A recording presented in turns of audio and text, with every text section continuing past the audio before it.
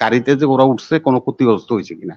সে officer বলছেন ওইখানে উঠা ছবি টবি উঠাইছে, গাড়ির কোনো ক্ষতি হয়নি। আর মামলাটা হয়েছে ওই রায়ট কার্ডটা ভাঙচুর করা হয়েছে। 28 তারিখের পরে যেমন মামলা দিয়ে বিএনপি বিরোধী দলের ডান্ডা মেরে ঠান্ডা করছে, এই মামলা দিয়ে তারা এই আন্দোলনকে ঠান্ডা করবে। সে জায়গায় পচে গিয়েছে এই সমস্ত পুলিশ অফিসাররা দুর্নীতি করতে করতে।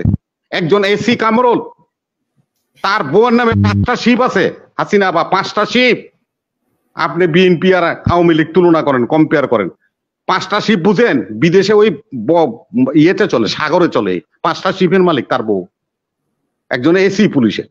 তিস্তা প্রজেক্ট কোথায়? আপনার বাঙ্গার থেকে আপনার এই কুয়াকাটা পর্যন্ত রেল লাইন কোথায়? আপনার পায়রা বন্দর থেকে কক্সবাজার পর্যন্ত মেরিন ড্রাইভ করবে চীন, সেই প্রজেক্ট কোথায়? সেগুলোতে নেন নাই আপনি। অতএব আপনি যে ভিক্ষা করতে গেছেন, সেই ভিক্ষা আপনি জাতিকে কলঙ্কিত করেছেন, রাষ্ট্রকে কলঙ্কিত করেছেন। বিখ্যাত একজন ব্যক্তি বলেছিল, সবাই পাইছে সোনার খনি, আমি পাইছি চোরের খনি। আমার চারপাশে সব চাটার দল। এই রাষ্ট্রে বেনজিরের জন্ম হয়েছে, আবেদ আলীর জন্ম হয়েছে, মতিউরের জন্ম হয়েছে। যে মতিউরের বউ বলেছিল সাংবাদিকদেরকে আমরা কিনে রাখছি, কিছুই হবে না। আজকে যে কথাটা আসছে এখানে, যে আপনার চীনের নিয়ে একটা কথা বলছে। আমরা তো প্যালেস্টাইন দেখি, মধ্যপ্রাচ্যে গাজা দেখি। এই চীনের মধ্যে একটা গাজা আছে, সে গাজার নাম হলো উইগুর প্রদেশ। উইগর, হ্যাঁ। হাজার হাজার মুসলমানদেরকে নির্যাতনমূলক জেলে রাখা হয়েছে, তাদেরকে দিয়ে বিভিন্ন কাজ করাচ্ছে বিনা বেতনে এবং তাদেরকে হত্যা করছে। সেই চীন আবার গাজারে সমর্থন করে, সে প্যালেস্টাইনদেরকে সমর্থন করে। এলো জিও পলিটিক্স। আজকে আপনি দেখেন, কোটা বাতিল হলেও তোমরা চাকরি পাবে না। কে বলে? সুশান্ত পাল। এই আবেদ আলী আদালতে 164-এ যাদের নাম বলছে, 11 নম্বর নাম হলো সুশান্ত পালের। যে সুশান্ত পাল আজকে বলে কোটা বাতিল হলেও তোমরা চাকরি পাবে না। এই কথাটা সুশান্ত পাল শতভাগ সত্য বলেছে। কারণ হলো, আপনি যখনই ইন্টারভিউ দিবেন, প্রিলিতে যাবেন, পরীক্ষা দিবেন, ভাইভা দিবেন, আপনি টিকলেন, তালিকায় নাম আসলো। যখন পুলিশ ভেরিফিকেশন করতে যায়, গ্রামে যাওয়ার পরে দেখা যায় যে ওর চাচা নাম হইলো মনিরুল ইসলাম রবি, সে বিএনপি করে, সাথে সাথে ব্যাক টু প্যাভিলিয়ন করে দেয়। সুশান্তর কথাটা সত্য। কোটা আন্দোলন করে কোটা আপনারা বাতিল করবেন, কিন্তু আপনারা চাকরি পাবেন না। আসলে চাকরি আমরা পাবো না, বুঝছেন?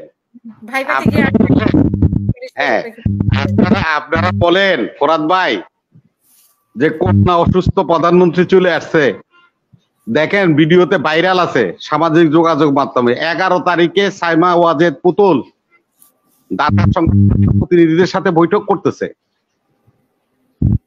এই সমস্ত বক্তব্য টিকে না। এখন আপনি এটা কোন ভিডিও থেকে বলছেন? এটা সোশ্যাল মিডিয়ার ভিডিও নাকি? অনেকে তো না, তারিখ দেওয়া আছে, সবকিছুই আছে। সে দাতা প্রতিনিধিদের সাথে মিটিং করে। হ্যাঁ, আপনার দিয়ে দিব। এখন শুনেন, ছেলেদের নামে মামলা হয়েছে আজকে, সব তো আপনার দিয়ে দিতে হবে। এই আওয়ামী লীগের লোকদের একটা দোষ আপনার কাছে প্রমাণ আছে। আজকে সাংবাদিক সম্মেলন করেছে কোটার ছেলেরা, সেখানে তারা মাইকের মধ্যে ওয়্যারলেস মেসেজ শুনাইছে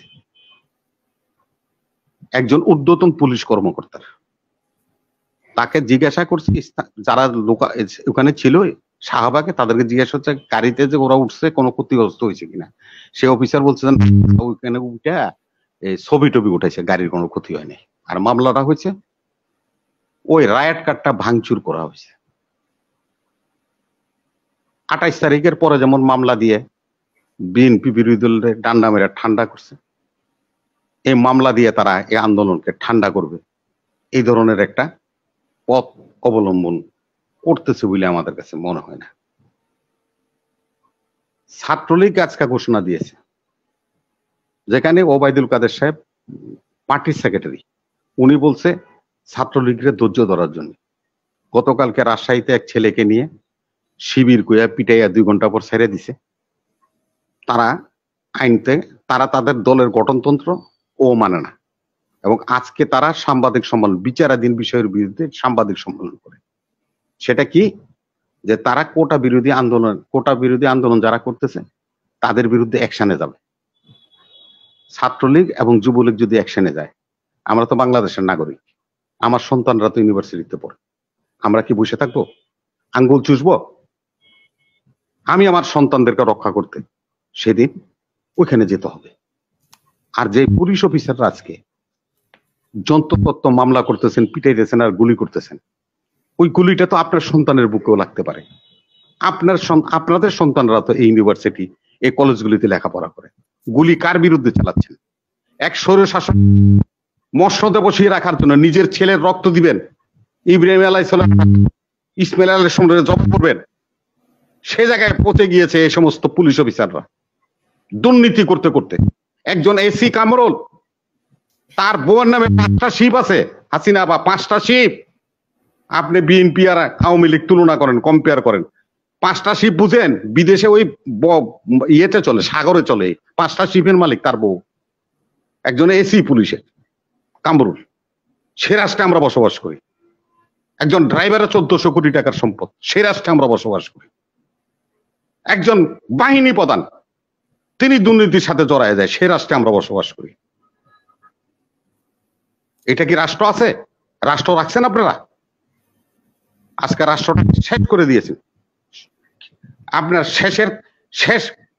শেষেরও শেষ আছে, কিন্তু আপনাদের শেষের শেষ নাই। আপনারা যেখান থেকে যেভাবে পারেন অর্থ সংগ্রহ করবেন, রাষ্ট্র চালাইতে যাবেন, তার কাছে ইচ্ছা তার কাছে দেশ বেচবেন। আপনি G2 সম্মেলনে গেলেন নির্বাচনের আগে, সেখানে এক বলে আসলেন যে উত্তরবঙ্গ দিয়ে দিব ইন্ডিয়ারে, দক্ষিণবঙ্গ দিব হলো চায়নারে, লেজের অংশ মানে বঙ্গোপসাগর দিব হলো আমেরিকাকে। সে চুক্তি করে তো ক্ষমতা আইছেন। তো চীনে গিয়ে আপনি কিছু আনবেন, আপনারে দিব। কেন দিবে চীন? চীনের লোকে যে কমিটমেন্ট করে আপনি ক্ষমতায় আছেন, সেই কমিটমেন্ট তো আপনি পালন করতেছেন না। তিস্তা প্রজেক্ট কোথায়? আপনার বাঙ্গা থেকে আপনার এই কুয়াকাটা পর্যন্ত রেল লাইন কোথায়? আপনার পায়রা বন্দর থেকে কক্সবাজার পর্যন্ত এই মেরিন ড্রাইভ করবে চীন, সেই প্রজেক্ট কোথায়? সেগুলোতে নেন নাই আপনি। অতএব আপনি যে ভিক্ষা করতে গেছেন, সেই ভিক্ষা আপনি জাতিকে কলঙ্কিত করেছেন, রাষ্ট্রকে কলঙ্কিত করেছেন। আমাদের ঘৃণা হয়, চীন এমন একটা রাষ্ট্র, তারা হাটে বাজারে ব্যবসা করে না। যেন আপনি সব মাথায় করে নিয়ে গেলেন মালামাল, সন্ধ্যার সময় বিক্রি করে বাড়ি চলে গেলেন। চীন কিন্তু সেই রাষ্ট্র না। ওই শ্রীলঙ্কায় যায় দেখেন হাম্বানটোটা এই সমুদ্র বন্দর লয়ে গেছে, চীন হলো ওই রাষ্ট্র। আপনারা দিব এবং আপনার সব নিয়ে যাবে। এই বাণিজ্য করে। তো চীনের লগে বাণিজ্য করতে গেছেন, খেলতে গেছেন, এত সোজা না। এই খেলা অত্যন্ত কঠিন এবং ব্যয় সাপেক্ষ। আমরা বলবো আপনাদেরকে, যেই পররাষ্ট্রনীতি দিয়ে আমাদের দেশ শুরু হয়েছিল, শেখ মুজিবুর রহমান সাহেব